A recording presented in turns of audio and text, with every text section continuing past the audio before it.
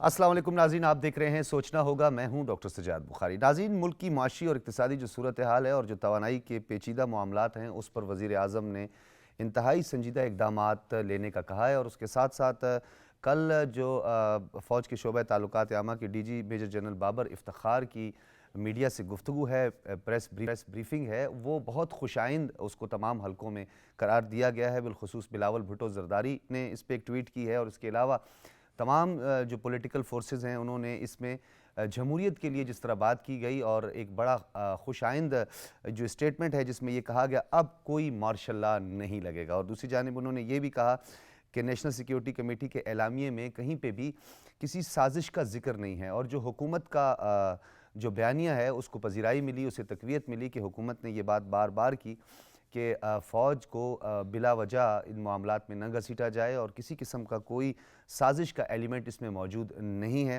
اور اس کے ساتھ ساتھ انہوں نے یہ بھی کہا کہ موجودہ حکومت کے آتے ہی ڈالر کی قدر میں کمی ہوئی، یعنی پیسے کی قدر میں اضافہ ہوا اور اسٹاک ایکسچینج بہتر ہوئی۔ اور اس کے علاوہ انہوں نے کہا کہ مسلح افواج کے خلاف جو بے بنیاد پروپیگنڈا کیا جا رہا ہے اسے بند ہونا چاہیے۔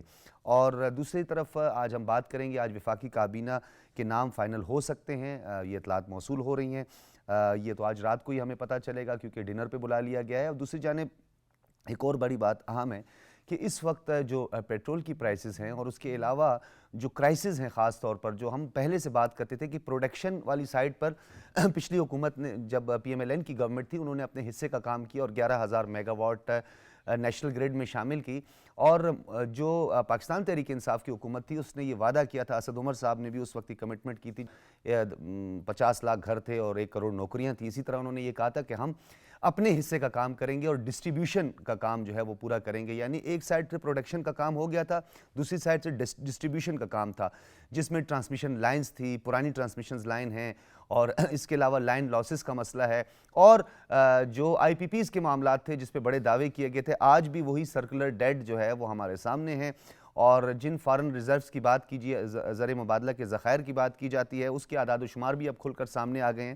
لیکن ان تمام تر معاملات کو یہ پولیٹیکل فورسز جن کا ایک خاصا ایکسپیرینس ہے، جس میں Pakistan Peoples Party, P M L N اور جو دیگر جماعتیں ہیں، انہوں نے ہمیشہ پاکستان کی سیاست میں کنٹریبیوٹ کرتے رہے ہیں۔ کیا یہ تمام سیاسی دھڑے اکٹھے ہو کر ملک کے معاشی استحکام کے لیے اقدامات کر سکیں گے؟ کیا اس قلیل مدتی جو ایک ٹائم ہے، کیا اس میں یہ اپنا وہ کردار ادا کر سکیں گے جتنا ایکسپیکٹ کیا جا رہا ہے؟ اور پھر انتخابات کے حوالے سے بھی بہت ساری بازگشت ہو رہی ہے۔ ان تمام تر امور پر بات کریں گے۔ اپنے مہمانوں کا تعارف کرواتے چلیں۔ اسلام آباد اسٹوڈیوز میں ہمارے ساتھ موجود ہیں سردار محمد یوسف صاحب، آپ کی جانی پہچانی شخصیت، سابق وفاقی وزیر مذہبی امور اور بین المذاہب ہمانگی، اور اس وقت ممبر ہیں صوبائی اسمبلی خیبر پختونخوا۔ بہت شکریہ آپ کا سردار محمد یوسف صاحب، آپ کی تشریف آوری کا۔ عظیم چودھری صاحب ہمارے ساتھ موجود ہیں، ہردل عزیز سینئر صحافی، تجزیہ کار، بہت شکریہ۔ تھوڑی دیر میں ہمیں ملک عظمت خان بھی جوائن کر لیں گے، سابق وزیر مملکت ہیں، پاکستان پیپلز پارٹی سے آپ کا تعلق ہے۔ سردار صاحب، گفتگو سے کا آغاز آپ سے کرتے ہیں۔ چیلنجز ہی چیلنجز ہیں پی ایم ایل این کے لیے، اور مرکزی قیادت کے ساتھ آپ کا بڑا گہرا تعلق ہے، اور آپ ڈیفینیٹلی قومی اسمبلی کے کئی دفعہ آپ رکن بھی رہ چکے ہیں، سابق وفاقی وزیر بھی آپ رہ چکے ہیں۔ اس موجودہ حالات میں یہ تمام جو مسائل، جو ایک کمپلیکیٹڈ معاملہ ہے، اس کو حل کرنے کے لیے تمام جماعتیں اسی طرح پرعزم ہیں جس طرح پی ایم ایل این؟ بسم اللہ الرحمن الرحیم۔ شکریہ بخاری صاحب۔ جس طرح کہ آپ نے بھی کہا کہ واقعی چیلنجز ہیں، اور خاص طور پر ان حالات میں جب کہ ایک ایسی حکومت گزری ہے جنہوں نے صرف بس دعوے کیے تھے، کام نہیں کیے تھے، اور ابھی جو پی ایم ایل این کی وزیر اعظم بنے تو انہوں نے پہلی سپیچ میں کہا ہے کہ بڑے بڑے چیلنجز ہیں جس کا مقابلہ کیا جائے گا، جو اور ان کو حل کریں گے انشاءاللہ۔ ارادے مصمم ہو، نیک نیتی ہو، اللہ تعالیٰ کی مدد ہوتی ہے، اور پھر قابو پایا جا سکتا ہے بہت سارے مسائل پر۔ اور الحمدللہ کہ پی ایم ایل این کوئی نئی جماعت نہیں ہے، پرانی جماعت ہے، 3 دفعہ پہلے حکومت بھی کر چکی ہے، اور اسی طریقہ سے پیپلز پارٹی پرانی جماعت ہے، جے یو آئی پرانی جماعت ہے، یہ جتنے بھی باقی جو جماعتیں ہیں پی ڈی ایم میں تھی، تو اس اتحاد میں تجربہ کار لوگ ہیں، اور انہیں اس بات کا احساس بھی ہے۔ یہ نہیں ہے کہ احساس نہیں ہے، ہر چیز کا احساس ہے، صرف حکومت لینے کی کوئی اس طرح جلدی بھی نہیں تھی، لیکن چونکہ حالات اتنے خراب ہو رہے تھے، گمبھیر ہو رہے تھے کہ ملک کو اور ملت کو نقصان ہو رہا تھا، جس کی وجہ سے یعنی حالات کا تقاضا بھی تھا کہ اس وقت جو اس کو گرتی ہوئی معیشت کو بہتر بنانا یا اس کے ساتھ ہی باقی مسائل کو حل کرنا یہ انتہائی ضروری تھے، کیونکہ پی ٹی آئی کی حکومت پچھلے 4 سال سے پونے 4 سال سے آپ کے سامنے رہی ہے، کوئی بھی انہوں نے جو بھی وعدہ کیا تھا وہ پورا نہیں کیا، ویسے ہی کھوکھلے نعرے تھے، جس طرح الیکشن کے دوران انہوں نے ایشو اٹھائے ہوئے تھے وہ ابھی تک اسی پر اس کو رٹ لگاتے رہے، کوئی کسی چیز میں کوئی اضافہ نہیں کیا، جس طرح کے توانائی کے سلسلے جو کہ ابھی اگر ہم نے 11,500 میگا واٹ بجلی جو نیشنل گریڈ اسٹیشن میں شامل کی تو وہ اس کی بھی مس مینجمنٹ اتنی ہوئی ان کے دور میں کہ ابھی بھی 5,000 میگا واٹ کا شارٹ فال آ رہا ہے، ابھی بھی 5,000 میگا واٹ کے شارٹ فال اور لوڈ شیڈنگ بھی ہو رہی ہے، باوجود اس کے کہ یہ کہہ رہے تھے کہ اضافی بجلی اس کی ضرورت کیا تھی، لیکن اسی طریقے سے باقی جو انہوں نے بڑے بڑے اعلان کیے تھے۔ خیبر پختونخوا کی بات ہم تھوڑی سی کرتے ہیں، بلدیاتی انتخابات ہوئے تو بلدیاتی انتخابات میں ڈیفینیٹلی پی ٹی آئی کو لیڈ ملی اور انہوں نے کافی پہلے فیز 1 میں جو تھا پہلے مرحلے میں تو ان کو ناکامی ہوئی، لیکن دوسرے مرحلے میں دوبارہ سے جو ہے تھوڑا سا انہوں نے بہتر اقدامات شاید کیے جو بھی کیا، لیکن جو ہزارہ ہے اس ہزارہ میں آپ نے ایسا کیا کمال کیا کہ آپ نے مانسیرہ بھی لے گئے، 3 میئر آپ لے گئے، پھر اس کے بعد اگی آپ لے گئے، تو بالاکوٹ آپ لے گئے، تو یہ خاص طور پر ہزارے میں آپ کا جو کردار ہے بڑا یہ اہم کردار رہتا ہے، اس کے پس پردہ کیا محرکات ہیں؟ دیکھیں جی، خیبر پختونخوا کی جو حکومت ہے وہ 9 سال سے چل رہی ہے، ان کی یہ واحد جماعت ہے جن کو دوسرا ٹرن اوور بھی ملا ہے خیبر پختونخوا میں، اور 9 سال میں جو انہوں نے اگر جو بھی ڈیلیور کیا ہے وہ بھی عوام کے سامنے کوئی خاص کام وہ نہیں کر سکے، لوگوں کو ریلیف نہیں دے سکے، کوئی وہاں پر ڈیولپمنٹ اس طرح نہیں ہو سکی، میگا پروجیکٹ کوئی بھی نہیں ہو سکے، بی آر ٹی جو آپ کو پتہ ہے کہ بی آر ٹی کا سکینڈل ابھی تک چل رہا ہے، دوسرے بڑے بڑے جو دعوے کر رہے تھے وہ سکینڈلائز ہوئے ہیں اور وہ مطلب ہے مکمل بھی نہیں ہوئے، تو جو لوکل کونسل کا الیکشن پہلے مرحلے میں انہوں نے وہ اضلاع جہاں ان کی ایک اچھی پوزیشن تھی، ان کے منسٹر تھے، یہ سمجھتے تھے ہم نے بڑے وہاں پر ڈیولپمنٹ بھی کیا، لیکن بری طرح شکست کھائی۔ نیکسٹ الیکشن میں وہ تو جس وقت پوری جماعت بھی توڑ دی، تنظیمیں بھی توڑ دیں، اس کے بعد ان کے ہر منسٹر کو یہ ٹاسک ملا تھا کہ یہ الیکشن ہر لحاظ سے جیتنا ہے، اور ہر ضلع میں چیف منسٹر بھی گئے اور فیڈرل منسٹر گئے، انہوں نے خود جا کر وہاں جلسے کیے، بڑے بڑے اعلان کیے اور یہ انتظامیہ کو تبدیل کیا۔ اس وقت شیڈول کے اعلان کے بعد وہاں پر ڈی سی تبدیل ہوئے، وہاں ڈی پی او تبدیل ہوئے، مختلف جو آفیسر ہیں ان کی ڈیوٹی لگائی کہ یہ الیکشن جتنا ہے، ہر لحاظ سے جتنا ہے، حالانکہ مطلب ہے اگر فیئر فری الیکشن ہوتے تو یہ پوزیشن نہ ہوتی وہاں پر، یعنی جو رزلٹ آیا صرف اور صرف انہوں نے کہا بائی ہوک اینڈ کروک کی یہ الیکشن ہر لحاظ سے جیتنا ہے۔ ٹھیک ہے، تو اس لیے جہاں تک ہزارے کی بات ہے، ہزارہ آپ کو پتہ ہے کہ ہمیشہ مسلم لیگ کا گڑھ رہا ہے اور ہر دور میں مسلم اکثریت سے کامیاب ہوتی رہی ہے، پہلے بھی آپ نے دیکھا۔ لیکن ہزارہ میں دربند اور ایبٹ آباد کیسے رہ گیا آپ سے؟ دیکھو دربند اور ایبٹ آباد کی جو صورتحال تھی تھوڑا سا وہاں پر کچھ پیچیدگیاں اس طرح کی بن گئی تھی جو موقع پر حل نہیں ہو سکی تھی، جس کی وجہ سے رہ گئی، ورنہ ووٹ تو وہاں پر بھی اچھا لیا ہے، مسلم لیگ کا ووٹ بینک بڑا اچھا رہا ہے، اور مانسیرہ میں الحمدللہ 5 میں سے تقریباً 3 تحصیلیں جو بڑی تحصیلیں ہیں وہ مسلم لیگ نے وین کی ہیں، اور اگی جو ہے وہ مطلب جیتی ہوئی ہے، اس کے رزلٹ تبدیل ہوئے ہیں، جو ابھی سٹے ہے اس کا میرا خیال ہے۔ ٹھیک ہے، تو اس طریقے سے یعنی مانسیرہ میں پہلے بھی رزلٹ 2018 کے جنرل الیکشن میں بھی ہماری وہاں سے 3 صوبائی سیٹیں تھیں اور 1 قومی سیٹ تھی جیتی ہوئی، اور 1 سیٹ جو قومی کا وہ رزلٹ تبدیل کیا ہوا تھا، ورنہ جو جس پہ تنازع بھی ایک ہوا اور ہاں کافی جس بڑا میں تنازع بھی ہوا، ابھی تک وہ پٹیشن ٹھیک چل ہے، رہی ہے، ٹھیک ہے، تو وہاں سے تو پہلے بھی ہزارے سے الحمدللہ مسلم لیگ ہمیشہ کامیاب ہوتی رہی ہے، اور یہ آج کی نہیں پہلے سے ہوتی رہی ہے۔ ٹھیک ہے سردار صاحب، میں دوبارہ آپ کی طرف آتا ہوں۔ عظیم چودھری صاحب، جس طرح سردار صاحب سے تو ایک مخصوص حلقے کے حوالے سے بھی تھوڑی سی بات ہوگی، پی ایم ایل این کے اقدامات کے پی کے حوالے سے، فوج کی شعبہ تعلقات عامہ کی D G major general Babar Iftikhar کی کل کی پریس کانفرنس کو بہت بڑی پذیرائی ملی ہے، جس میں انہوں نے ایک مرتبہ پھر جمہوریت کی بات کی ہے، ڈیموکریسی کی بات کی، انہوں نے کہا کوئی مارشل لا نہیں لگے گا، پھر ایک منظم پروپیگنڈے کا ذکر کیا ہے، پھر اسٹیٹ کی رسپانسبلٹی، گورنمنٹ کی رسپانسبلٹی کا بھی انہوں نے عطا کیا، اور انہوں نے کہا ہے کہ اس کی پکڑ دھکڑ جو ہے وہ گورنمنٹ آف پاکستان کا کام ہے، ہر جگہ پہ فوج تو نہیں آئے گی. اوور آل اگر دیکھیں تو اس پریس بریفنگ کو آپ کس طرح دیکھتے ہیں؟ بہت سگنیفیکنٹ تھی یہ پریس کانفرنس یا پریس بریفنگ. اس میں انہوں نے ان تمام سوالات کا جواب دیا جو ان کے سامنے رکھے گئے، خوش دلی سے دیا، اطمینان سے دیا اور تسلی بخش دیا. ہاں، دونوں سائڈز کی کہیں انہوں نے نہیں کہا جی بس، انہوں نے کہا جی پوچھیں اور کس نے سوال پوچھنا ہے. انہوں نے دونوں سائڈوں کی تسلی کر دی. انہوں نے اس تاثر کو جو پیدا کرنے کی کوشش کی گئی تھی اس کو زائل کیا، اس کی نفی کی اور اس کی تردید کی کہ کسی قسم کی کوئی ایکٹیویٹی آخری رات کو فوج کی طرف سے ہونا چاہتی تھی. ان کا سوال ہی پیدا نہیں ہو رہا تھا. جیسے مختلف ٹی ویز نے رد کر دیا اسے مکمل طور پر، مسترد مختلف کر ٹی وی چینلز نے جو کہانی بنا ہاں، کے ہمیں بالکل. سنائی تھی انہوں نے اس کو رد کر دیا. اور انہوں نے یہ بھی بتایا کہ اس وقت کی حکومت نے ہمارے سامنے ہمیں بلا کے 3 آپشنز رکھے تھے اور ہم نے پی ڈی ایم کی قیادت کے ساتھ ان کو جا کے ڈسکس کیا تھا. اور آخری پر بھی بات ہوئی تھی کہ اچھا اسمبلی توڑ دی جائے، الیکشن جلدی کرا لیا جائے.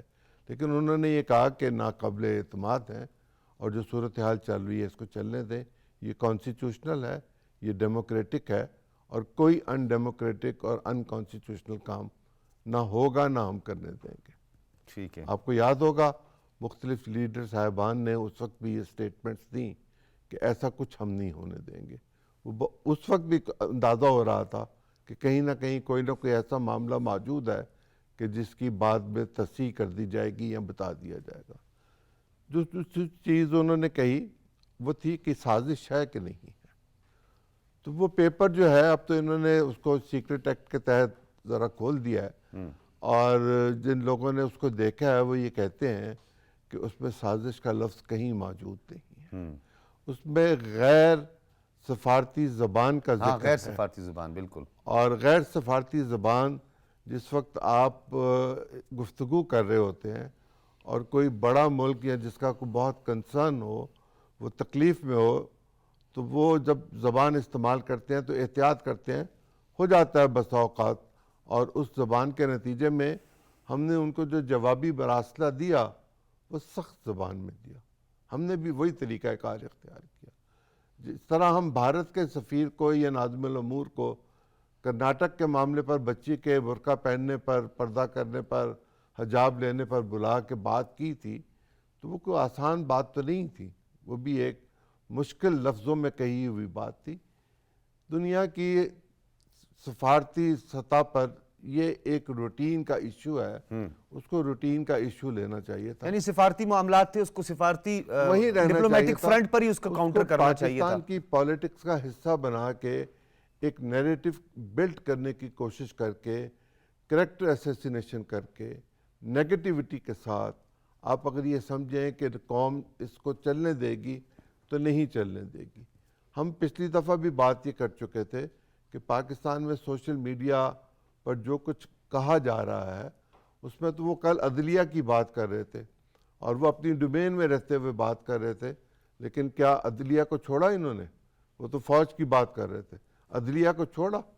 کسی کو نہیں چھوڑا اور کسی کو نہیں چھوڑنا چاہتے. ٹھیک ہے. اچھا جج صاحب، ایک اور اس میں بڑا ایک اہم نقطہ ہے کیونکہ میں سرار صاحب کی طرف بھی آؤں گا. بار بار یہ بات کی جاتی ہے کہ ایک آئینی بحران کھڑا ہو جائے گا، ایک آئینی بحران کھڑا ہو جائے گا. یہ آئینی بحران کیسے؟ مطلب اگر یہ ریزگنیشن کے حوالے سے ہی بات کرتے ہیں کہ 123 124 کے قریب جو قائم مقام سپیکر ہیں اس وقت، جو سابق ڈپٹی سپیکر قاسم سوری جو ہیں، انہوں نے جو ہے اسے استعفے بھی منظور کر دیے ہیں. اور اسپیکر کا جبکہ آئین کا آرٹیکل 64 جس کا آپ کل بھی یہاں پہ ذکر کر رہے تھے کہ اس کے تحت جو ہے فزیکل اپیرنس نہ بھی ہو تو کم سے کم ریٹن میں ایک ریزگنیشن جو ہے وہ ضروری ہے، کیونکہ اس میں بہت سارے لوگوں کی اپیرنس پہ ابھی تک بہت سارے سوالات ہیں. دیکھیں جو انہوں نے کل آرڈر جاری کیا اس میں انہوں نے 2 لوگوں کا ذکر کیا. ایک علائی کے کوئی صاحب ہے اور ایک اور صاحب، پرنس نواز علائی. جی اور ایک اور صاحب کا مجھے یہ نام یاد نہیں ہے، کہ ان کے استعفوں کے علاوہ باقی استعفے منظور کر دیے گئے. اب صورت یہ ہے کہ یہ جو رولنگ انہوں نے وہ پرنس نواز علائی صاحب کا اس لیے بھی ذکر کر دیا، سردار صاحب کے پرانے ساتھی ہیں، ان کی پوری فیملی جو تھے نون لیگ کے ساتھ ان کا بڑا پرانا تعلق تھا. شاید مجھے ایسا لگتا ہے سردار صاحب سے ہی پوچھیں گے. میرا تو 2002 سے، ان کا اس سے بھی پرانا ہوگا. وہ جو انہوں نے رولنگ دے دی ہے، آرڈر جاری کر دیا ہے، نوٹیفائی ہو گیا ہے، پبلش ہو گیا ہے، اب اس کی واپسی کا صرف ایک ہی ذریعہ ہے کہ وہ شخص جو یہ چاہتا ہے کہ میں یہ کہوں کہ میں نے یہ استعفیٰ جبرن دیا، تو اس کی مثال موجود ہے۔ ایک رزاق نام کے ڈپٹی اسپیکر ہوا کرتے تھے سندھ اسمبلی میں، اس میں سپریم کورٹ کی رولنگ آئی ہوئی ہے، اگر اس رولنگ کو لے کے چلیں اور کوئی شخص شکایت کرے تو اس کا استعفیٰ واپس ہو سکتا ہے، جیسے تیسے بھی منظور ہوا ہوا ہے۔ ادروائز یہ 69 کے تحت آ جائے گا، رولز اینڈ پروسیجرز کے تحت، تو پھر اس پہ آپ کچھ کر نہیں سکتے تا وقت ہے کہ یہ آپ ثابت نہ کر دیں کہ جبرن لیا گیا ہے۔ اب یہ ہو چکا ہے، اب اس کو آگے چلنا ہے۔ الیکشن کمیشن کو 60 دن میں انتخاب کروانا ہوگا، جو سیٹیں خالی ہوئی ہیں ان سیٹوں کو فل کرنا ہوگا خواتین لیکن کی۔ چیف الیکشن کمشنر نے تو عدالت عظمیٰ کے سامنے اور چیف جسٹس کے سامنے اپیئر ہو کر یہ بات کی ہے کہ اٹ ول ٹیک 7 months۔ وہ اور بات ہے، جب آپ نے نئے جنرل الیکشنز کرانے ہوتے ہیں تو پھر سینسس جو ڈکلیئر کیا ہوا ہوتا ہے ٹھیک ہے، اس کی بنیاد پرانے پر بائی الیکشنز جو ہیں، وہ بائی الیکشن جو ہے 120 دن پہلے تک جنرل الیکشن کے ٹھیک ہے، پرانے رولز اینڈ ریگولیشنز پر اور ہوں گے، پرانی حلقہ بندی پر ہوں گے۔ ٹھیک وہ ہے۔ کوئی ایسا ایشو نہیں ہے۔ جو ایشو ہے وہ یہ ہے کہ بابر اعوان صاحب نے ایک خط لکھا۔ بابر اعوان صاحب جو ہیں وہ کمال صلاحیت رکھتے ہیں اپنے حکمرانوں کو تباہ و برباد کرنے میں۔ جی، دو تو پچھلی دفعہ انہوں نے 2 بڑے زبردست کارنامے سر انجام دیے تھے پیپلز پارٹی کے دور میں۔ وہ تو کانسٹیٹیوشن کو عام قانون کے ذریعے بدلنے کی بھی صلاحیت رکھتے ہیں۔ انہوں نے کہا کہ آپ، وہ الیکشن کمیشن کو سجیسٹ کر رہے ہیں کہ آپ 224(6) کے تحت جو اختیار ہے آپ کا، جو آپ کا فرض ہے، بائنڈنگ ہے آپ پر، اس کو رد کر دیں اور اب آپ آگے نہیں چلیں۔ اور ساتھ ہی یہ کہہ دیا کہ نیشنل اسمبلی کی کسی سٹینڈنگ کمیٹی میں پی ٹی آئی موجود نہیں ہوگی، چونکہ پی ٹی آئی پارلیمنٹ میں نہیں ہے۔ بھائی وہ دو لوگ جن کا آپ نے خود کہا کہ استعفیٰ نہیں ہوا، وہ تو پی ٹی آئی ہیں، اور وہ لوگ جو 30-35 جن کا ذکر آپ نے نہیں کیا ہوا وہ بھی تو پی ٹی آئی ہیں، ٹھیک ہے، جن کو آپ ڈیفیکشن کلاس کے نیچے لانا چاہتے ہیں وہ بھی تو پی ٹی آئی ہیں۔ یہ سب لوگ موجود ہیں اپنی جگہ پر۔ ٹھیک ہے۔ پی ٹی آئی ابھی پارلیمنٹ میں موجود ہے اور ابھی کہیں نہیں جا رہی۔ اچھا، اس میں ایک چیز اور بڑی اہم ہے، میں سردار یوسف صاحب آپ کی طرف آؤں گا۔ ایک تو یہ جو دوبارہ سے یہ انتخابات ہوں گے، بائی الیکشنز ہوں گے، یہ تو بہت بھاری ذمہ داری آپ پر آ جائے گی، اور پھر کچھ اطلاعات ہم تک یہ بھی موصول ہو رہی ہیں کہ مانسیرا میں بھی شاید اس طرح کا کوئی انسپیکٹڈ، کیونکہ ہمارے پاس بھی کچھ اطلاعات موجود ہیں کہ وہاں پر بھی کوئی اس طرح کا بریک تھرو ہو سکتا ہے۔ تو بہت سارے لوگ ایسے انہیں اب تک تیاری کی ہوئی ہے، اور ہو سکتا ہے کوئی میڈیا پہ بھی کچھ لوگ سامنے آ جائیں جو اس ریزگنیشن کو جو ہے وہ چیلنج کر دیں اور کہیں جی ہم تو ریزگنیشن کے لیے تیار نہیں ہیں۔ تو اتنی بھاری ذمہ داری آپ پر آئے گی، اور یہ پھر دوبارہ سے ضمنی انتخابات کروائیں گے۔ ایسا کوئی پریسیڈنٹ ماضی میں ہے، کوئی اتنے بڑے پیمانے پہ انتخابات ہوئے ہوں؟ لیکن ماضی میں تو میرا خیال ہے اس طرح کے نہیں ہے، لیکن جو الیکشن ہے جو آئین رول ریگولیشن کے مطابق کرانے تو ہیں۔ اب میرا خیال ہے پی ٹی آئی 155 تھی اس کی طرح، جی، تو اس میں 123 کی ریزگنیشن آئی ہے، تو اب کچھ لوگ وہ بھی رہتے ہیں، یہ تو ہے۔ وہ تو آپ لوگوں کے ساتھ منحرف ہے نا وہ۔ تو اب جو مزید ہیں مثال طور پر اس کی جہاں تک چودھری صاحب تو خیر بہتر سمجھتے ہیں، لیکن ہم نے بھی سنا ہے کہ اس کی ویریفیکیشن الیکشن کمیشن بھی کرے گا، اور انڈیویجولی ہر کسی سے علیحدہ کر سکتا ہے، اور اس کے بعد یعنی وہ الیکشن کمیشن ٹھیک ہے ودن 90 ڈے اس کا الیکشن ہوگا، یا 60 ڈے اس کا الیکشن وہ کرانے کا۔ تو اس میں یعنی الیکشن کمیشن کے لیے یا حکومت کے لیے خیر کچھ مشکل نہیں ہے کہ الیکشن کرانا کوئی اتنی بڑی بات نہیں ہے، کیونکہ جب ایک سیٹ خالی ہوتی ہے تو پھر ایک آئینی ذمہ داری بھی ہوتی ہے اور الیکشن کرایا جا سکتا ہے۔ لیکن معاملہ تو پھر وہیں پہ پیچیدہ ہی رہے گا سردار صاحب۔ وہ تو نہیں آئے وہ دوبارہ اگر لیٹ سپوز تھوڑی دیر کے لیے ہم یہ تصور کر لیتے ہیں وہ اپنی کانسٹیچوئنسیز میں دوبارہ جیت جاتے ہیں، اپنے حلقوں میں دوبارہ جیت جاتے ہیں، پھر کیا کریں گے؟ دیکھیں میرا خیال ہے اگر انہوں پھر آ جائیں نے گے ریزائن جو کیا ہے تو پھر دوبارہ تو شاید وہ الیکشن بھی نہ لڑیں، یہ بھی تو ہو سکتا ہے نا۔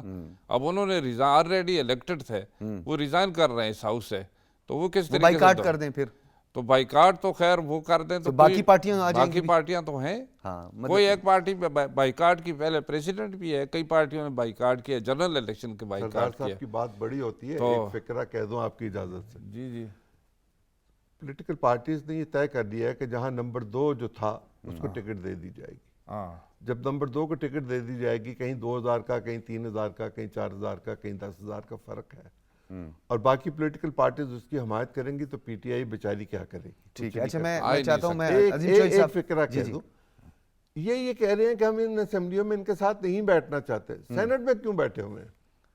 ہاں خیر یہ نہیں، پھر تو خیبر پختونخوا اسمبلی کی بھی بات ہے، صوبائی اسمبلیوں میں بھی بیٹھے ہیں، اور پنجاب کے لیے تو اتنے سرگرم بھی ہیں. ہمیں جوائن کر لیا ہے ملک عظمت خان نے، سابق وزیر مملکت، پاکستان پیپلز پارٹی سے آپ کا تعلق ہے. ملک صاحب بہت شکریہ آپ کی تشریف آوری کا. آپ کی طرف بھی آتے ہیں. اس وقت بھی شہری رحمان صاحب اور فیصل کریم کنڈی صاحب جو ہے وہ پریس کانفرنس کر رہے ہیں. پاکستان پیپلز پارٹی جو ہے وہ ہمیشہ پارلیمان کی بات جیسے دیگر جماعتیں کرتی ہیں، لیکن پارلیمان کی سپریمیسی کے لیے پھر 73 کے کانسٹیٹیوشن میں جو ہے وہ پیپلز پارٹی کو یہ سہرا جاتا ہے اور بڑا اہم رول پلے کیا ہے. ایک آئینی بحران کی بات کر رہے تھے اور یہ کہا جا رہا تھا کہ ایک تو وہ وفاقی کابینہ کے نام ابھی تک فائنل نہیں ہو سکے، یہ سننے میں آ رہا ہے کہ آج شاید وہ نام فائنل ہو جائیں. اگر آپ کو دوبارہ سے ضمنی انتخابات کی طرف جانا پڑتا ہے تو پھر یہ صورتحال تو ایک جنرل الیکشن کی بن جائے گی، 124 125 حلقوں میں دوبارہ سے انتخابات کروانا. دیکھیے جی ڈاکٹر صاحب، اگر پی ٹی آئی میچورٹی کا مظاہرہ کرے تو آئے پارلیمنٹ میں بیٹھے، اور اگر ہم نے 3.5 سال 4 سال ان کو حکومت برداشت کی ہے، سنا ہے ان کی ہر جائز ناجائز، جھوٹ سچ، ہر چیز کو برداشت کیا ہے، تو 1.5 سال کے لیے وہ ذرا ہماری حکومت کو، کولیجن گورنمنٹ کو، جس کو اس وقت میاں شہباز شریف صاحب اس پرائم منسٹر لیڈ کر رہے ہیں، ذرا اس کو بھی تو 1.5 سال برداشت کر کے دیکھ لے، اور پھر جاتے ہیں الیکشن میں. تو جو ان کا منشا ہے وہ بھی پورا، جو ہماری سوچ ہے وہ بھی پوری. یہ ہوگی میچورٹی کا مظاہرہ. لیکن میں نہ مانوں والی بات اگر ہے تو اس کا جواب پھر یہ ہے کہ یہ بے شک استعفے دے دے، بلکہ صرف اس سے نہیں، سینٹ سے بھی دے دے اور پروونشل اسمبلی سے بھی دے دے. ہم بھی وہ انوکھا کام کر دیں گے جو یہ انوکھا کرنے جا رہے ہیں کہ ہر ایک پر ضمنی الیکشن کروا کر دکھا دیں گے. ٹھیک ہے. ہاں، جب کسی کو بات سمجھ میں ہی نہیں آتی، کسی پارٹی لیڈر کو، کسی پارٹی کو، تو پھر ہم نے بھی اس طرح سے ان کو بیہیو کرنا ہے، ان کو دکھانا ہے کہ ہم 2/3 اکثریت پارلیمنٹ کے اندر لے آتے ہیں، اور پھر تو وہ قانون سازی کر لیتے ہیں جو 2/3 اکثریت سے ہوتی ہے، جس کو اس ملک کو جس کی ضرورت ہے. تو یہ اب ان پہ ڈیپینڈ کرتا ہے. میں سمجھتا ہوں کہ پی ٹی آئی والے اگر اتنے عرصے میں تھوڑا بہت کچھ سیکھ چکے ہیں تو وہ یہی بات ہے کہ وہ استعفیٰ نہیں دینا چاہتے. اچھا، تو ملک صاحب استعفیٰ نہیں دینا چاہتے بھی ہے یا استعفیٰ دینا چاہتے ہیں؟ ماضی میں بھی انہوں نے استعفے دیے، وہ کیا ہوا؟ تو کیا ان استعفوں سے کوئی فرق پڑے گا؟ یہ ایک علیحدہ سوال اپنی جگہ پہ موجود ہے، لیکن ایک اور سوال یہاں پہ بڑا اہم ہے.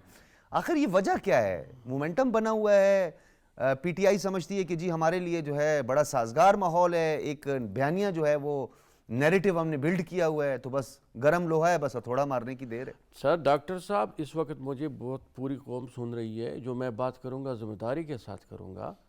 یہ جو نیریٹو بلڈ کیا جا رہا تھا وہ آج سے تقریباً 3.5 ماہ پہلے ہم بات کو سمجھ چکے تھے کہ عمران خان کیا بیلٹ کرنے جا رہے ہیں. ان کو پتہ خود بھی چل چکا تھا کہ جب اگر میری اوپر ایک آواز جیسی آئے گی عدم اعتماد کی تو پھر میرے پاس ٹوٹے نہیں ہوں گے اور میں نے جانا ہے. تو اسی لیے آج سے کوئی 3-4 کام ایسے کرو تاکہ کل کو آپ تقریر میں کھڑے ہو کر وہ بیان کر سکو اور اس پر بحث کر سکو. یہ میں بتا دیتا ہوں وثوق سے کہ کوئی کسی قسم کا آپ نے آرمی کے اسپوکس پرسن کا بھی ایس پی آر کی بات بھی سنی، ان کی اتنی بھی بات کافی ہوتی ہے جتنا انہوں نے کہا کہ جی کوئی سازش وازش نہیں ہے. آپ کو میں بتاتا ہوں، یہ جو عام سے مراسلے کو انہوں نے ایک بڑے سازش کا نام دیا. ٹھیک ہے. دوسرا، مذہب کے نام کاٹ کو استعمال کرنا جو ابھی تک استعمال کرتے آ رہے تھے، اب کچھ اور بھی زیادہ انہوں نے اس کو آگے کیا ہوا ہے. اور آپ دیکھ رہے ہیں جس طرح عمران خان یا ان کے دوست تقاریر کر رہے ہیں جیسے کہ یہ 3.5 سال حکومت ان کی نہیں تھی، کسی اور کی تھی، ایسے وہ تقاریر کر رہے ہیں. دیکھیں کمال یہ ہے کہ پاکستانی قوم میں نے ایک اور چیز دیکھی کہ بھئی آپ ان کے سامنے جھوٹ بولو، بار بار بولو تو وہ سچ سمجھنے لگتے ہیں. بار بار بولنے میں ٹھیک ہے. یہ غلط چیز ہے. یہ ایجوکیٹڈ طبقہ ہے، پاکستان میں ایجوکیشن ہے، اور میں لوگوں کو دیکھ کر حیران ہو رہا ہوں. یار آپ اس بندے، یا تو اگر کوئی جادو زہر کا مسئلہ ہے تو وہ الگ چیز ہے. ٹھیک ہے، باقی سردار تو صاحب کی سمجھنا طرف آتے ہیں. چاہیے. سردار صاحب آپ یہ بتائیے گا کہ اعلیٰ عدلیہ کو بیچ میں لانا، سیاست میں جو ہے ہمارے جو مسلح افواج ہے ان کو بیچ میں لانا، اور اپنے مقاصد کے لیے پھر جس طرح ملک صاحب نے کہا میں نہ مانوں، ایک میں نہ مانوں جو ہے ہم نے 2008 میں بھی سنا تھا. ایک دو نیشنلسٹ جماعتیں تھیں جنہوں نے مردم شماری میں نہ مانوں والی بات کی تھی. پھر ماضی میں بھی تھا، ایک نیب کے دور میں بھی نہ مانوں والی بات تھی. یہ نہ مانوں والی بات جو ہے یہ تو آئسولیٹ کر دیتی ہے پولیٹیکل کسی بھی جماعت کو، سیاسی جماعت کو. تو کیا سیاست میں سولو فلائٹ یا صرف اکیلے پرواز، یہ اس سے کوئی کامیابی کے امکانات ہوتے ہیں؟ دیکھیں جی، سیاست میں سولو فلائٹ تو کبھی کامیاب نہیں ہوئی، ماضی میں بھی یہ رہا ہے. اور جمہوریت میں خاص طور پر جمہوری ملکوں میں جتنی بھی سیاسی جماعتیں ہوتی ہیں ان کی ایک رائے کا احترام کیا جاتا ہے، ایک دوسرے کی رائے کا احترام کرتے ہیں، ان کو مینڈیٹ جو ملتا ہے اس کا احترام کیا جاتا ہے. یہ تو ضد اور کی بات نہیں، ہردرمی کی بات تو نہیں ہوتی، بلکہ دلائل سے قائل کیا جاتا ہے. لیکن بدقسمتی ہے کہ یہ ایک ایسی حکومت آئی ہے کہ انہوں نے شروع سے یہ میں نہ مانوں کی بات پر رٹ لگائی رکھی رہی ہے. اور پچھلے تقریباً 4 سال میں تو شروع دن سے جب یہ کنٹینر پر تھے جو بات وہ کر رہے تھے، حکومت میں آئے تو وہی بات دہراتے رہے. اس سے ہٹ کر کوئی انہوں نے اصلاحات، کوئی اور ایسا نیریٹو نہیں دیا، وہی چلا رہے ہیں. تو اس طرح کی جتنی بھی اگر سیاست میں ایک آلودگی پیدا ہوئی ہے، ایک اس طرح کی فضا انہوں نے بنائی جس کی وجہ سے جو سنجیدہ قسم کے لوگ ہیں، سچی بات ہے، وہ اکتا گئے ہیں اس قسم کی سیاست سے. اور جو انہوں نے جو بھی بات کرتے ہیں یہ الزام تراشی پر مبنی ہوتی، کوئی اس میں حقائق بھی نہیں ہوتے، کوئی اس میں پروف بھی نہیں ہوتے. اگر کوئی چیز ایک حکومت میں ایک شخص آتا ہے، اس کے اختیارات ہوتے ہیں، اس کی پارٹی کے پاس مینڈیٹ ہوتا ہے، تو کسی کے خلاف اگر وہ الزام لگاتا ہے تو وہ ثابت بھی کر سکتا ہے. ان کو سزا دی جا سکتی ہے، ان کے خلاف مطلب ایسا کارروائی کی جا سکتی ہے. لیکن یہ اداروں کو بھی اس میں ملوث کرتے رہے. انہوں نے یعنی اعلیٰ عدلیہ کو پر بھی الزام لگائے، ملوث کیا، انہوں نے فوج کو بھی ملوث کیا. اور اچھا، اس یہ حد ایک تک یونینیمس ایک ڈیسیجن ہونا چاہیے سردار صاحب کہ اس کے بعد کوئی بھی سیاسی جماعت، کیونکہ ماضی میں بھی سیاسی جماعتیں ایسے کرتی رہی ہیں، تمام جو مین سٹریم پولیٹیکل پارٹیز ہیں انہوں نے کہیں نہ کہیں اس طرح کا رول پلے کیا ہے اور نہیں کرنا چاہیے. اب اس بات کا ادراک ہوا ہے تو یہ بھی بہت خوش آئند ہے. ایک یونینیمس ڈیسیجن سامنے آئے تمام پولیٹیکل پارٹیز کا، چاہے وہ اے پی سی کی شکل میں آئے، کہ ہم نے پالیٹکس کرنی ہے، ہم نے پالیٹکس کے اندر آئینی اداروں کو، انسٹیٹیوشنز کو کہیں ملائن نہیں کرنا، یا ان کو خواہ مخواہ میں جو ہے بیچ میں گھسیٹنا نہیں ہے. دیکھیں جی، پچھلے اس عرصے میں جتنے پی ڈی ایم میں جماعتیں تھیں ان کی تو یہی بات ہی، نیریٹو یہ رہا کہ اداروں کا احترام، اپنی ادارے اپنی جگہ پر اپنی آئینی ذمہ داری پوری کریں، ٹھیک ہے، کوئی کسی قسم کی مداخلت نہ ہو، نہ اداروں پر الزام تراشی کی جائے، اور ان کو ملوث بھی نہیں کیا جانا چاہیے. بلکہ بدقسمتی سے یہ تو پہلے مطلب ایسے لیڈر آئے ہیں کہ جو ہر کام میں اداروں کو ڈائریکٹ ملوث کرتے تھے، نام لے کر ملوث کرتے رہے کہ ہمارے ساتھ یہ ہو رہا ہے، یہ ہمارے ساتھ ہماری پاور. اب وہی ان پر الزام لگا رہے ہیں کہ انہوں نے یہ کیا. حالانکہ کل اتنی لمبی چوڑی جو D G I S P R کی پریس بریفنگ ہوئی ہے تو اس میں ہر چیز کی وضاحت ہو چکی ہے. اب تو میرا خیال ہے کوئی کسی کے لیے یہ شک کرنے کی گنجائش نہیں رہی، اور اس سے کوئی ڈینائی بھی نہیں کر سکتا جو بھی حقائق ہیں. تو اب صورتحال یہ ہے، جس طرح آپ کہتے ہیں، اس بات کی ضرورت ہے سیاستدانوں کے کہ جو وہ ایک اپنی ایک میچورٹی کا ثبوت بھی دیں. بالکل. اور سیاست میں ایسے لوگ جو کہ ملک اور قوم اور آئین اور ساری چیزوں کا اچھی طرح اس کو احساس ہو اور ان کی بہتری کے لیے اپنا ایک رول ادا کر سکیں. تو یہ ایک اس پر مطلب ہے کچھ قواعد و ضابط کی پابندی کرنی انتہائی ضروری ہے. ٹھیک ہے. تو یہ فری لانسر سیاست جو ہے، جس طریقے جو ذہن منہ میں آیا وہ بات کرتی ہے اور دوسرے دن کہا جی اس سے انکار کر دیا، اس پر بھی پابندی ہونی چاہیے. اور ایک اخلاقی طور پر بھی ہوتی ہے، ایک مطلب قانونی بھی ہے، لیکن اخلاقی طور پر بھی ہر جو ایک نمائندہ منتخب ہوتا ہے پہلے اس کے لیے بھی یہ لازم ہے. ویسے آئین میں آرٹیکل 62 63 کیوں رکھی ہے؟ اسی لیے رکھی ہے کہ اگر کوئی جھوٹی سیاست کرتا ہے اس کے خلاف بھی لیکن ایکشن. سردار صاحب اس کی انٹرپریٹیشن میں اگر چلے جائیں آرٹیکل 62 پھر 63 کی کچھ کلازز ایسے ہیں جس میں اخلاقی پستی ہے، اسلامی تعلیمات جی ہے، جی. اگر ان سب پر کوئی بھی ممبر کا پورا اترنا انتہائی مشکل بن جاتا ہے. اور لیکن وہ تو کرنا اگر تو کوئی بھی چاہیے. اگر کورٹ چلا جائے تو یہ لیکن تو ڈاکٹر صاحب لیکن کرنی چاہیے نا. کرنی چاہیے، جب اس پر اسی لیے رکھی ہے کہ جو بھی اگر اس طرح کی اگر مثال طور پر کوئی ممبر میں اس طرح کی چیزیں پائی جاتی ہیں تو وہ تو اس کا اہل ہے ہی نہیں. بالکل صحیح کہہ رہے ہیں. ٹھیک وہ ہے، اس کی نمائندگی کس طرح اہل ہو ٹھیک سکتا ہے. ہے؟ اچھا جوہر صاحب، یہ کل آپ نے پوری پریس بریفنگ میں دیکھی، ایک ہی نقطے کے گرد سب کچھ معاملات گھومتے رہے، مداخلت / سازش. اور پی ٹی آئی جو ہے وہ کہتی ہے کہ جی نہیں، یہ تو مداخلت جو ہے اس بات کا ثبوت ہے کہ سازش، جبکہ اردو کے اس کے معنی جو ہیں وہ اگر ہم دیکھیں تو مداخلت اور سازش میں بہت فرق ہے، واضح فرق ہے. مداخلت کا مطلب ہوتا ہے انٹرفیئر کرنا، کہ آپ ہمارے معاملات میں یہ کہتے ہیں کہ ہم نے کچھ کیا، کیوں کیا، ایسے کرنا چاہیے تھا، اٹس کال مداخلت. اور سازش کا مطلب یہ ہے کہ ایک ڈاکومنٹڈ شکل میں یا پلانٹ کر کے کوئی چیز. ایک تو اس پر تھوڑی سی وضاحت چاہوں گا. اور ایک اور بڑا ایک اہم، کل D G I S P R کی پریس بریفنگ میں irrelevant questions کی بھرمار تھی. یعنی ایسے کویسچن، ایک آدھ کویسچن میں نے سنا جو ایسٹرن ویسٹرن بارڈر پر ہائبریڈ وار کے حوالے سے بات کی، کچھ چیلنجز پہ ہمیں بات کی کہ ایسٹرن بارڈر پر کچھ واقعات ہو رہے ہیں، کچھ موومنٹ ہو رہی ہے. لیکن یہ باقی تمام پولیٹیکل اور irrelevant کویسچن زیادہ تعداد میں ہمیں نظر آئے. نہیں، یہ ریلیونٹ نہیں تھا میں سمجھتا ہوں، اس لیے کہ پچھلے 1-1.5 مہینے میں جو صورتحال پیدا کی گئی ہوئی تھی، جو فضا قائم کی گئی ہوئی تھی، اس میں خواہ ڈائریکٹلی انڈائریکٹلی اشارتاً کنایتاً ان کو انوالو کرنے کی یا ان کے انوالو ہونے کی بات کی جا رہی تھی. اور وہ کوئی ہر ہفتے ہر روز تو اویلیبل نہیں ہے پریس کانفرنس کرنے کے لیے. وہ تو کبھی 2-4 مہینے میں کوئی ریپیٹیشن تھی، کویسچنز کی ریپیٹیشن. میں عرض کرتا ہوں، ہمارے جو دوست ہیں جرنلسٹ، انہیں بھی چاہیے کہ وہ تیاری کر کے جایا کریں. آپ آرمی تینوں مسلح افواج کے سپوکس پرسن کے ساتھ گفتگو کرنے جا رہے ہیں. آپ اپنے آپ کو کنفائن رکھیں کچھ چیزوں پر اور کچھ چیزوں کو چھوڑ دیں جن کا اظہار وہ خود کر لیں. مطلب جو فارن آفس کا کام ہے، میرا خیال ہے کہ ایک آدھ دن میں فارن آفس کی جو بریفنگ ہوگی ہفتہ وار جو ہوتی ہے، وہ کچھ دنوں سے نہیں ہوئی بھی، وہ ہوگی تو باقی چیزیں جو ہیں وہ بالکل کلیئر ہو جائیں گی.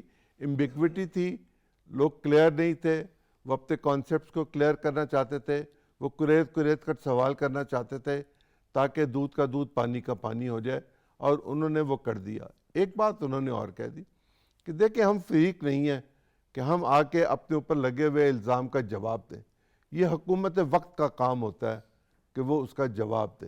اور اس وقت کی حکومت وقت کے لوگ جو وسپر کر رہے تھے، وہ تو وسپر کرنے کے نتیجے میں ہی یہ سوال ہو رہے تھے. میں تو اس پہ یہ رائے رکھتا ہوں. لیکن انہوں نے کوئی چیز چھپا کے نہیں رکھی، انہوں نے واضح کر دیا. انہوں نے یہاں تک واضح کر دیا کہ نہ ایکسٹینشن مانگ رہے ہیں، نہ ایکسٹینشن لیں گے، اپنے وقت پر ریٹائر ہوں گے جو قانون کے مطابق، انہوں نے کہہ دیا، اور اگلے آرمی چیف آ جائیں گے. تو ہمیں یہ محسوس کرنا چاہیے کہ اس حوالے سے بھی جو خواہ مخواہ ہم نے افواہ سازی کی ایک فیکٹری بنا رکھی ہوئی ہے، اور کئی 100 لوگ کچھ ملکوں میں بیٹھ کر یہ سوشل میڈیا پر جو شرارت کرتے ہیں، جو فورن سپانسرڈ ہے، اس کو کنٹرول کرنے کے لیے اب پی ٹی اے کو آگے آنا پڑے گا. ٹھیک ہے. وہ سوال میرا سر مداخلت اور سازش والا رہ گیا. دیکھیں، میں جب کرناٹک کے حوالے سے بات کرتا ہوں انڈیا کے ساتھ، پاکستان کی بات کر رہا ہوں، تو وہ کہتے ہیں آپ ہمارے اندرونی معاملات میں مداخلت کریں. بالکل ایسا ہی ہے. جبکہ وہ یہ نہیں کہتے کہ آپ ہمارے خلاف سازش کر رہے ہیں.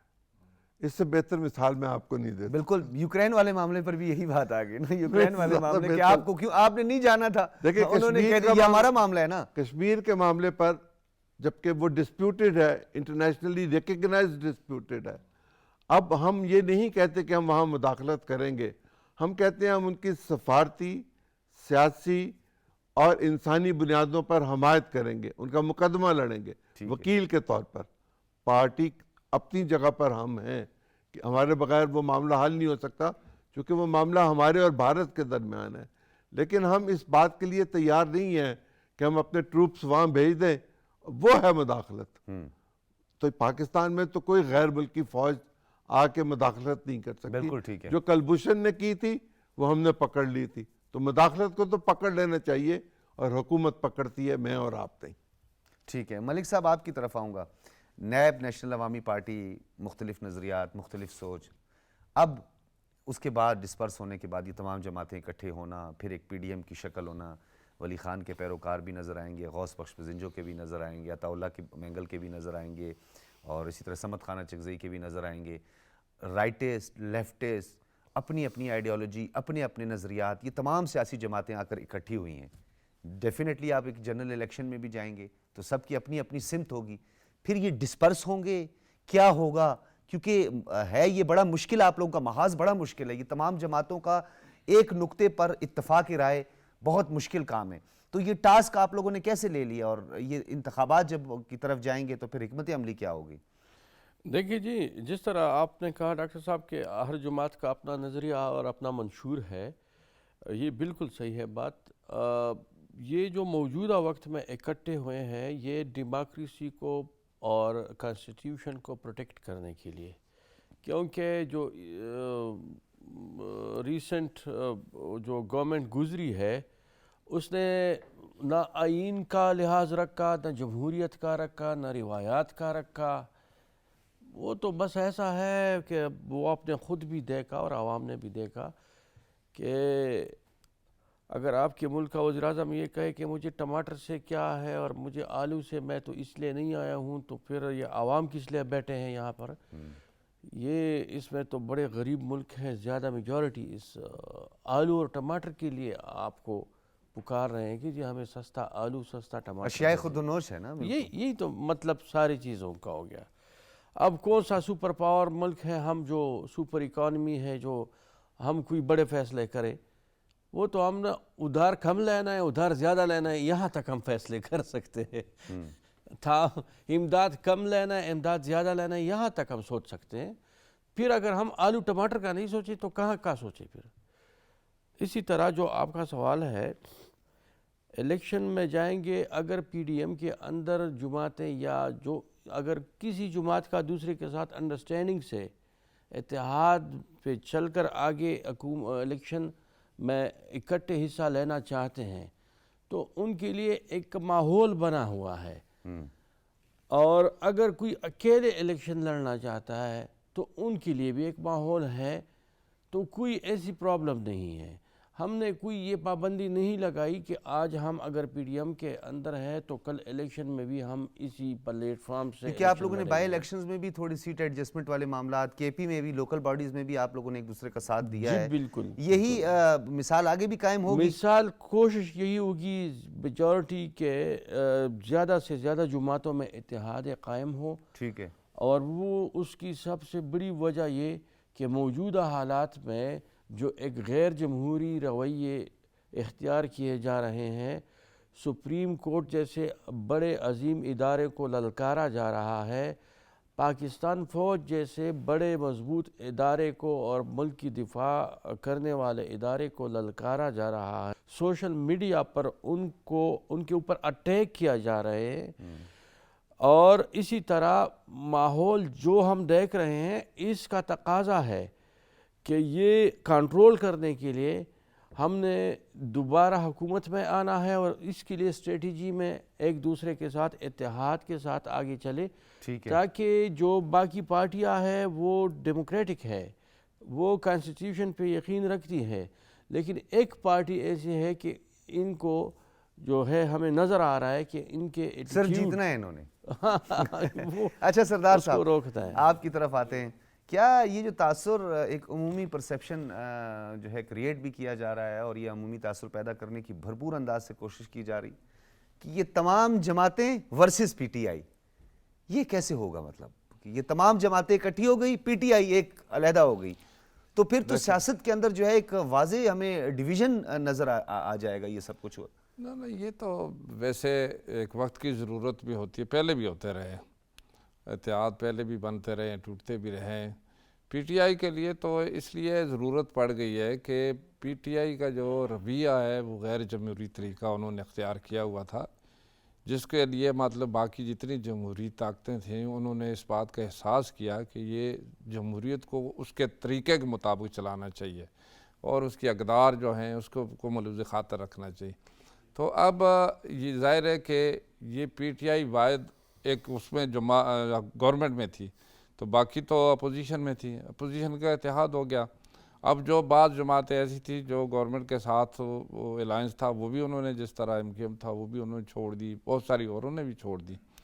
پہلے بھی جو جی ڈی اے اب ان کے ساتھ تھی، ایک P grand T I. Democratic alliance. جی جی ہاں، تو یہ مطلب ہے اس کی صرف پی ٹی آئی تو یہ دعویٰ کر رہی ہے، اور پی ٹی آئی کی اس لیے بھی کہ دیکھیں اب صوبوں میں جو حکومت آئی وہ بھی انہیں کی تھی، پنجاب میں ہے یا خیبر پختونخوا میں ہے، اور اسی طریقے سے مرکز میں بھی انہیں کی حکومت تھی. اور جو بھی جتنی بھی باقی جماعتیں ہیں انہوں نے جو اتحاد کیا، ان کے اس غیر آئینی غیر جمہوری طریقے کے خلاف اتحاد کیا. ٹھیک ہے. اور اب جو آپ نے جس طرح کہا کہ آئندہ جو جنرل الیکشن آئیں گے، بعض جماعتوں کا الائنس بھی ہو سکتا ہے، بعض کا ہو سکے نہیں بھی ہو سکتا، اپنے اپنے منشور کے مطابق الیکشن میں حصہ لیں گی.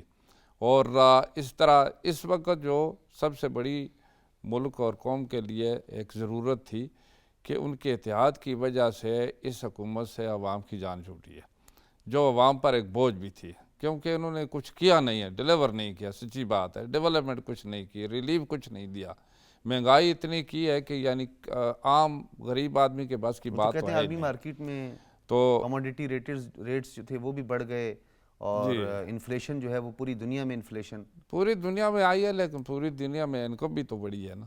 یہاں پر یعنی اس کا کیا خیال کیا ویسے ہے؟ نیپال بھوٹان تک جیسے ملک میں جو ہے جی ڈی پی 6 اور 7 کے درمیان، میں کل تو بڑا جی حیران ہاں، ہو گیا یہ سب کچھ اب دیکھ. نیپال جیسے کی مثال آپ نے نیپال جیسے ملک کی اور پاکستان کی کیا صورتحال رہی ہے.